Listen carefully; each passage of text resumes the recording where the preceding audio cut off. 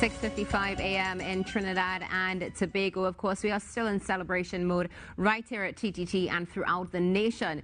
But celebrations do have to come to an end, just as Java has come to an end, and our nation's children are eagerly anticipating the new school term that starts this coming Monday and runs straight through to July 2023. As wage negotiations continue to make headlines, TTUTA has joined the trend, calling on teachers to wear red today and tomorrow and rest and reflect on the official opening of the school term on Monday. Braden Roberts, TTUTA's Tobago Officer, joins us on Now this morning to weigh in. Braden, good morning and welcome. Good morning to the entire crew, and good morning to the viewers and listeners. Thank you so much for joining us this morning, and it's great to have you on the show, seeing that you are in your red, which can take me straight to our first question this morning. How are teachers feeling in Tobago? Well, I mean, our teachers in Tobago are feeling the same way as the teachers in Trinidad. We feel the same level of hurt and disrespect as we have never felt for some time now, That the powers that be, the ministry, the government, has been fair to teachers. They have rode on the backs of that care that teachers have for students. So they give us very little, and I expect very much of us. At the end of the day, when things don't go well, they also throw that blame at teachers, where we have parents attacking teachers. We have the minister sometimes will express this pleasure in some of the results and kind of indicate that teachers not giving more or giving as much as they can. However, teachers are given very little to operate with in the first place. So it's time that we take a stand. It's not that we're going to be within all the days of our lives, as we are human beings as well. You know, Braden, I'm hearing you this morning because as you spoke about essentially a conversation we're going to get into a little bit later with compensation. Personally, I know teachers who will dip into their own pockets and have done consistently when it comes to their students. And this is something that we see as the norm. It's not necessarily spoken about, but it's sort of understood, which then sort of leads me into, you mentioned hurt and disrespect. So there's a very emotional connection to what is taking place. Is it possible that you would be able to identify some of the things that have contributed to getting to this place where we're saying enough is enough? All right, so first of all, our teachers have not been at any level of comfort. We have schools that are not in any proper state to operate, especially coming to the start of this new academic year. We have teachers not having any proper furniture to even start with, not having the resources, and that's why teachers dip into their own pockets. The resources are supposed to be available to schools. For example, a secondary school will get the funding for the second term and the third term in preparation for the start of the new academic year. So how does a school function? So when parents are complaining about schools doing a sort of fundraisers, it's to help upkeep the education system. So, for example, our members who are on a less than $7,000 a month salary, who may be teaching a standard 5 class, the limited resources afforded to that particular teacher requires that teacher spend out of their own pockets. Now, teachers also operate with the limited funding that they have in a school system where they don't have proper chairs to sit down on. So, I mean, you're not getting the resources, the working environment itself, and we have some principals and some supervisors who would ensure to put that pressure, because of where the pressure is coming from the ministry and the division, to ensure that school remains open. So the conditions are not right, but they are forcing us to keep school open so that they can say our schools are open, repairs went well, when it's not the case. I believe that the minister and her team and the division, they are too much into the clouds. So they develop well-drafted documents as to what the education system should look like. But on the ground, it's not the reality at all. So teachers having the passion for students, breaking their backs. They're doing so much. They're staying up late into the night trying to create resources for themselves. They have very little family time. And then you're going to sit from a position where these politicians are living on their perks. They don't even need to touch a salary when the money comes. They're getting meals every day. They're having transport. They may not even need to go to the grocery as persons picking up those things for them.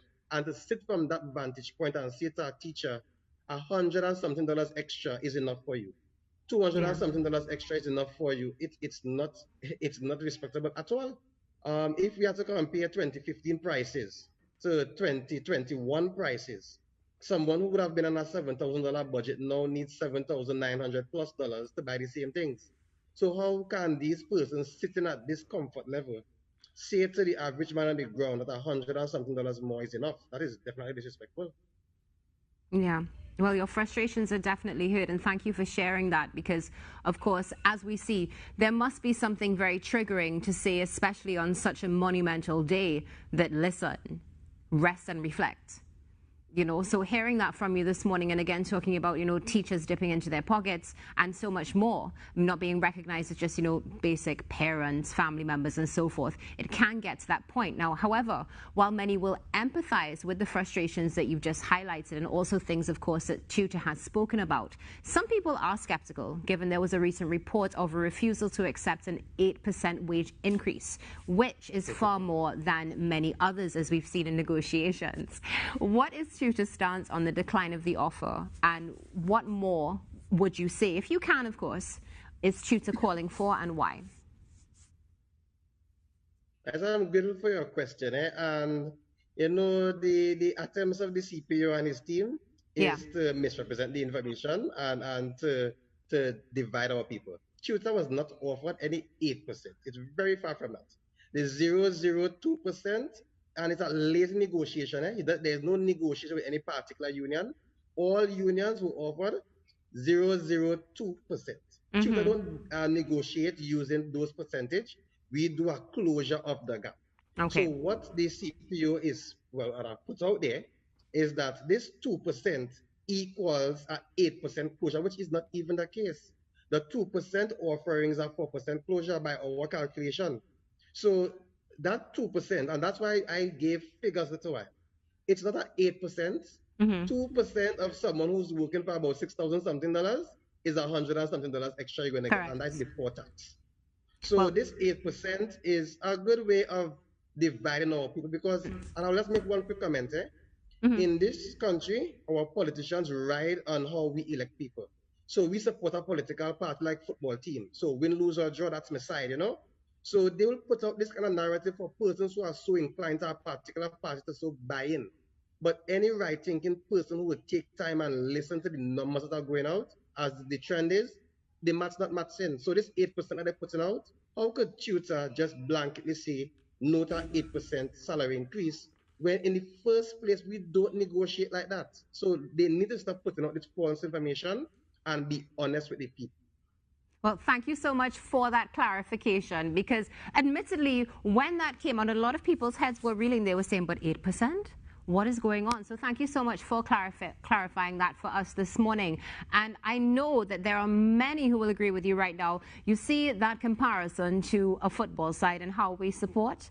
That is something that I think you may have just created a quote that a lot of people are going to be running with over the next few years. So let's just get back, of course, to the situation with the press conference which happened on Monday.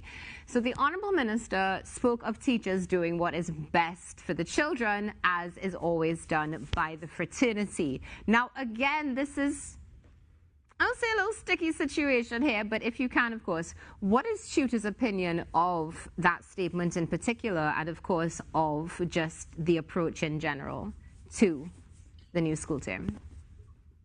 All right, so let me first acknowledge the qualities of the minister. She's a good politician. If I was probably in her position, I may have said the same thing. The reality is they have been riding on the care of teachers. So, of course, our teachers don't want to see our children suffering. Who wants that? However, we have to stand up for ourselves. Who care about teachers? So is it that we're going to be bending our backs and our minister is going to say, good job, teachers, you care for our students, continue the good fight. And they move off into their happy life, enjoying their perks. Our teachers are human beings too. So again, the minister's making those submissions. I mean, it's disheartening from our end, but I understand the minister being a politician, saying the things that she needs to see. Our teachers need to get in tune with reality, and we will know how to operate come Monday morning. So it's not that we are going to be out there spending a little funds, getting to school, traveling back home, buying all the resources needed for our students, and be all glorifying to this minister who's so going to praise us in the media about having care. You can go to the grocery with care and get stuff. Yeah. Uh, as you mentioned that as well, it's like being stuck between a rock and a hard place because obviously you want what's best for the children, but general self-respect and of course being able to exist as well is so important, as you said. And we all said at some point in time you cannot go to the grocery and be like, well, you'll get some exposure. Here you go, that sort of thing. Now, we did mention earlier, of course, while many do empathize given the state of our economy as a result of the pandemic and the increased cost of living, this situation right now, of course, is not unique to teachers. This is a situation that is, all of us are experiencing it. Now, one of the things, of course, that many have, I wouldn't say they've been a bit taken aback, but have taken into consideration is the fact that if there is a call for rest and reflection on Monday, it may contribute to taking away from a foundation for children that we're already sort of scrambling to retrieve after being at home for 2 years and not being able to actually have that social interaction. Now, in a case like that, is there the concern by teachers that this could adversely affect the children, or do you think that it's just enough to give a voice to the situation and at the same time be able to treat with children and ensure that basically the rug isn't pulled up from under them? Right. So your question, and I appreciate the interview. Your question anticipates or gives the assumption that our education system is good in the first place. We have so many schools that lack in furniture, so that doesn't the inability of our schools to incorporate our education system not enough to desocialize our people.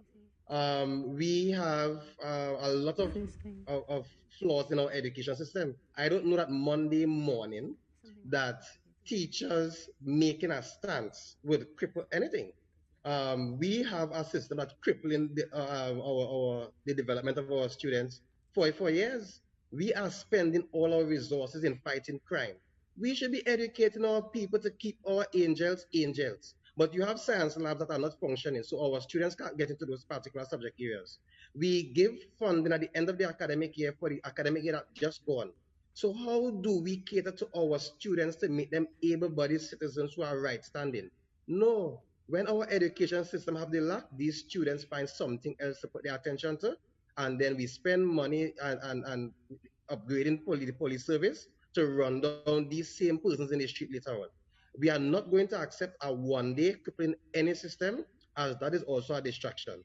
And if I'm going to just quickly, I have the floor to talk about the effects on the economy. This is my opinion. You see, greed is killing us in Trinidad and Tobago.